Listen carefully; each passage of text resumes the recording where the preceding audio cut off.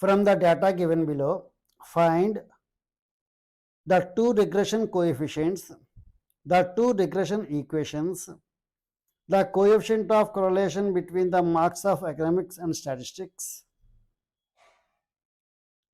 the most likely marks in statistics when marks in academics are 30.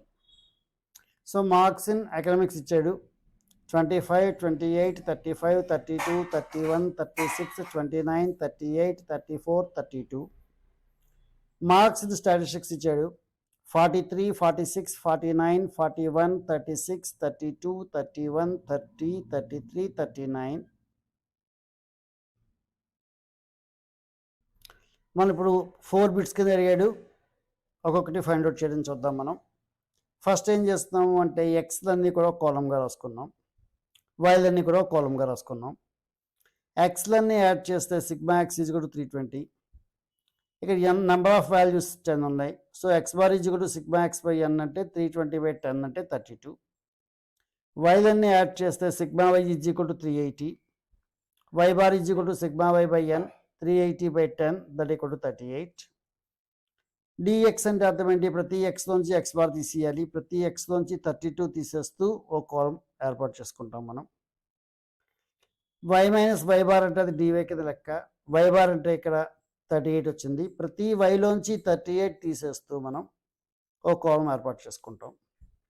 ఇప్పుడు dx వచ్చిన దాన్ని square చేయడం ద్వారా డిఎక్స్ స్క్వేర్ వస్తుంది. ఈ డివైలో ఉండే ప్రతి వాల్యూని స్క్వేర్ చేయడం ద్వారా డివై స్క్వేర్ వస్తుంది.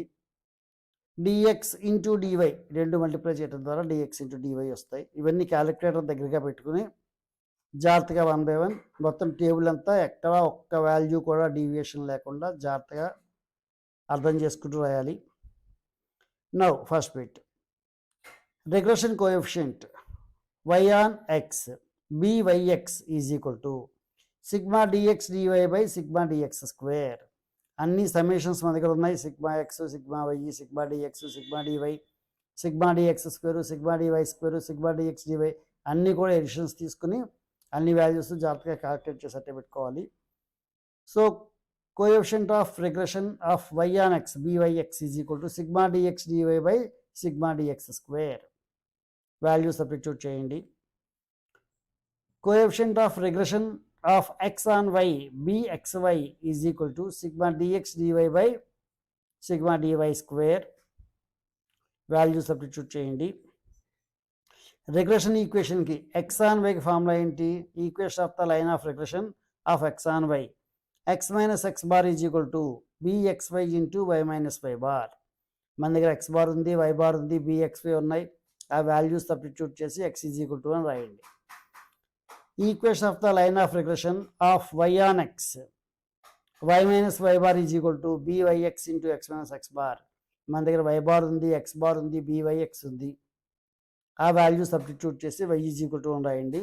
These two gives regression equations. Correlation coefficient కావాలి అంటే bxy ఇంటూ byx రెండింటిని మల్టిప్లై చేసేసేయండి. It gives R square. So R కావాలి అంటే స్క్వేర్ రూట్ కడితే సరిపోతుంది. మనకి ఇక్కడ స్టాటిస్టిక్స్లో మార్క్స్ కావాలి వెన్ ఎకనామిక్స్ మార్క్స్ ఆర్ 30. అంటే ఎక్స్ వాల్యూ ఇచ్చాడు, వై ఎంతో కనుక్కోండి అంటున్నాడు. మనం వై ఈజ్ ఈక్వల్ టు అనే ఈక్వేషన్ తీసుకుని అందులో ఎక్స్ చోట 30 పెట్టుకుంటే, అంటే వై ఈజ్ ఈక్వల్ టు వచ్చినటువంటి ఈ ఈక్వేషన్ తీసుకుని ఇందులో ఎక్స్ ఈజ్ ఈక్వల్ టు 30 పెట్టుకుంటే కరస్పాండింగ్ వై ఎంత అనేది వస్తుంది. చాలా ఈజీ లెక్క చేయటం. ఫార్ములా అండ్ ప్రొసీజర్ జాగ్రత్తగా అర్థం చేసుకోండి. చాలా ఈజీగా దీన్ని మనం మార్క్స్ స్కోర్ చేయొచ్చు. All the best.